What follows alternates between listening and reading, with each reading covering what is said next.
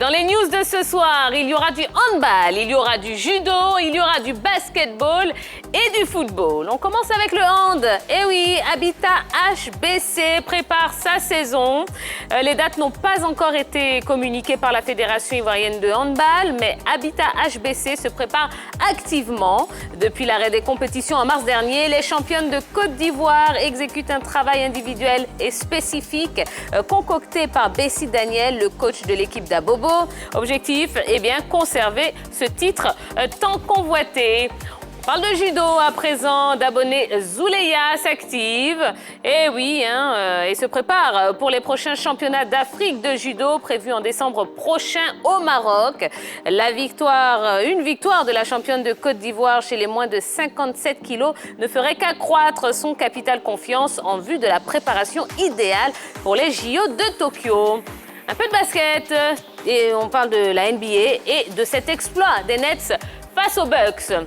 Et oui, les Nets de Brooklyn ont réussi ce mardi le plus retentissant exploit depuis la reprise de la NBA à Orlando en venant à bout des Milwaukee Bucks sur le score de 119 à 116.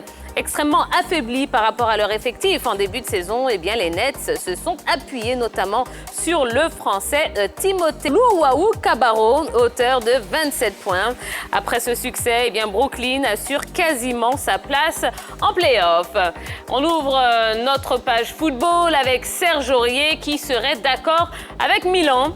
Il y a quelques jours, des tabloïds anglais annonçaient Serge Aurier comme la nouvelle priorité de l'AC Milan. Selon Sky Sport, il aurait donné son accord aux Italiens. L'actuel latéral droit de Tottenham pourrait s'engager chez les Rossoneri pour un montant avoisinant les 13 milliards de francs CFA. Et puis, on parle de cet hommage de Léo Messi à Iker Casillas. Eh bien oui, vous vous rappelez ce mardi, Iker Casillas a officialisé son départ à la retraite à l'âge de 39 ans. Après cette annonce, eh bien, Lionel Messi a tenu à lui rendre un hommage. Le génie argentin a expliqué qu'il était difficile pour lui d'avoir le portier espagnol comme adversaire. Mais avec le recul, Léo Messi pense que cette belle rivalité les a obligés à se surpasser à chaque fois. On parle maintenant de Zlatan Ibrahimovic qui file peut-être vers une prolongation. Malgré des relations tendues depuis la reprise de la Serie A entre Zlatan Ibrahimovic et sa direction, la presse italienne annonce que le Suédois pourrait prolonger l'aventure au Milan AC. La Gazzetta dello Sport affirme même que l'ancien joueur du PSG pourrait lever l'option d'une saison supplémentaire comme le prévoit son contrat, tout avec une baisse de salaire. Et enfin, on termine avec Bayo Wakoun qui est proche de Toulouse. Selon la dépêche du midi, Bayo Wakoun Issouf est très proche de s'engager avec le Toulouse FC. Actuellement sociétaire du Celtic Glasgow, où il est la doublure d'Hudson Edouard, eh bien, l'attaquant ivoirien de 23 ans n'a disputé que 16 matchs et inscrit 2 petits buts. Wakoun pourrait y retrouver Ibrahim Sangaré et Max-Alain Gradel. Voilà pour les news. Eh bien, je vous propose tout de suite de retrouver la grande team. Bonsoir, messieurs, dames. Bonsoir, Tia. Bonsoir, Tia. Ça va? Très bien. La journée s'est bien passée?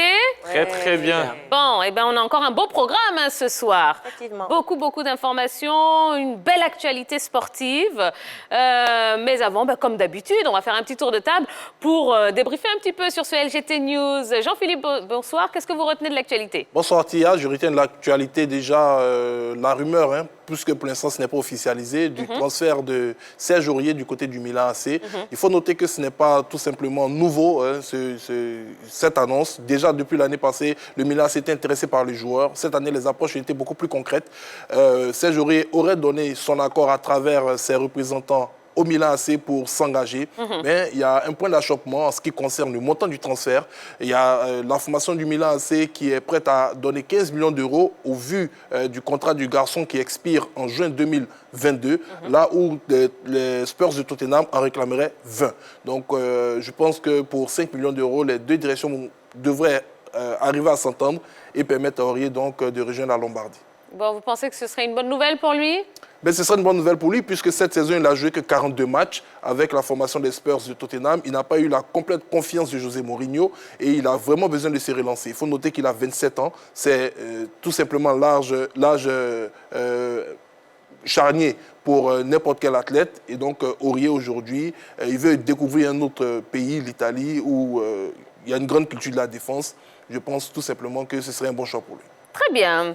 Yellow, bonsoir à vous. Bonsoir, Tia. Vous allez me parler de Bayo Vakoun. Hein? Effectivement, alors Toulouse est sur la piste de Bayo Vakoun. Il faudrait savoir que c'est vrai que Toulouse est relégué en 2e division, mais les nouveaux propriétaires n'hésitent pas à se lancer dans la course au recrutement et ils ont les yeux fixés sur Bayo Vakoun. Et cela, pour moi, c'est une très bonne affaire pour Bayo Vakoun, mais surtout pour Toulouse qui a besoin véritablement d'un vrai neuf et pour Bayo Vakoun aussi qui a assez besoin d'un large temps de jeu. Donc pour moi, c'est un contrat qui sera gagnant-gagnant tant chez Bayo Vakoun par rapport à son temps de jeu que par rapport à Toulouse qui a besoin d'un véritable neuf dans son effectif. Voilà.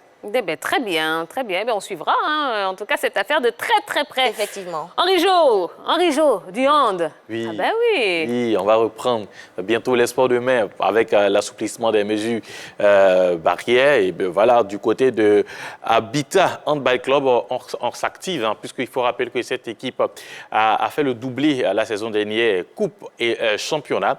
Et pour conserver son titre, ils sont en train de s'armer de courage, notamment au niveau des entraînements physiques pour l'instant pour permettre à ces joueuses-là d'être toujours en bonne forme. Il faut rappeler aussi qu'au niveau des entraînements proprement dit, ça sera au milieu du mois de août que voilà, ça va reprendre sous la supervision du coach Bessie et Daniel. Normalement, l'équipe devait prendre part à la Coupe d'Afrique, la Coupe d'Afrique des clubs. Malheureusement, à cause de la crise sanitaire, ça se tiendra dans le mois de novembre. Donc, c'est un prélude à tout cela, non seulement à la nouvelle saison qui va commencer, et puis aussi à la Coupe d'Afrique, qu'on s'active du côté de Habitat Handball Club. Très bien, très bien, très bien. Eh on les supporte, comme d'habitude. Bien sûr, voilà. Ah ben oui, absolument. Et notre ballot, bonsoir à vous. Oui, bonsoir Tia. Alors, vous allez parler de quoi ce soir? Oui, l'exploit retentissant des Nets de Brooklyn face aux Milwaukee Bucks, qui est censé être la meilleure équipe actuellement de NBA 119-116. Il faut dire que cette équipe des Nets de Brooklyn était privée de 3 joueurs majeurs, Caris LeVert, Joe Harris et Jarrett Allen. Ont manqué certes à leurs coéquipiers, mais dans les chiffres, les Nets de Brooklyn ont prouvé de très belles choses en remportant donc cette rencontre. Et la conséquence positive de ce succès, c'est tout simplement le fait que les Brooklyn Nets assurent quasiment leur place en play-off et devraient éviter un barrage face aux Washington Wizards. C'est une bonne nouvelle pour les Brooklyn Nets qui ont réussi donc un exploit impressionnant sans 3 joueurs majeurs. Bravo aux Brooklyn Nets et il faut signaler que le Français Timothée Luaou Cabarro a inscrit 27 points, a été le fer de lance de cette victoire. Et il faut dire également que les Brooklyn Nets, en 2002, en 2003, ont été champions de la conférence Est. Donc, c'est une équipe quand même intéressante. Et cette victoire n'est pas usurpée. Eh bien, merci. Ouais. Eh bien, vous avez tout dit. Très bien. Alors, est-ce que vous savez qu'aujourd'hui, c'est le jour de la fête d'indépendance du Burkina Faso? Et là, vous ne saviez pas, hein? Eh ben, c'est pour ça qu'on va s'intéresser ce soir au Burkina. Bonne fête à eux. Bonne fête à eux, ben oui, exactement. Frères et amis. Exactement, et on en profite pour saluer donc tous ceux qui nous regardent un petit peu partout en Afrique via le canal 203 et tous ceux qui nous regardent un petit peu partout dans le monde via l'application RTI Mobile. Voilà, ça c'est dit. Et on a un petit sujet qui concerne donc le Burkina et l'équipe des étalons. Mais avant cela, on avait quand même voulu prendre des nouvelles de Charles Caboret. Ben oui, le capitaine des étalons du Burkina Faso. Voici ce qu'il devient. Bonsoir la grande team. Actuellement, je suis à Dynamo Moscou depuis 1 an. Et l'objectif cette année, c'était de terminer parmi les 6 premiers. On a terminé 6e. On joue les phases éliminatoires de la Coupe d'Europe, de l'Europa League cette année. C'est un bon bilan et je suis content d'être là. Je me sens bien à Moscou. Il me reste encore 1 an de contrat et j'espère que cette année sera mieux que l'année dernière, qu'on pourra au moins prétendre à jouer les phases de groupe de l'Europa League et pourquoi pas viser la Ligue des Champions pendant la saison de l'année prochaine.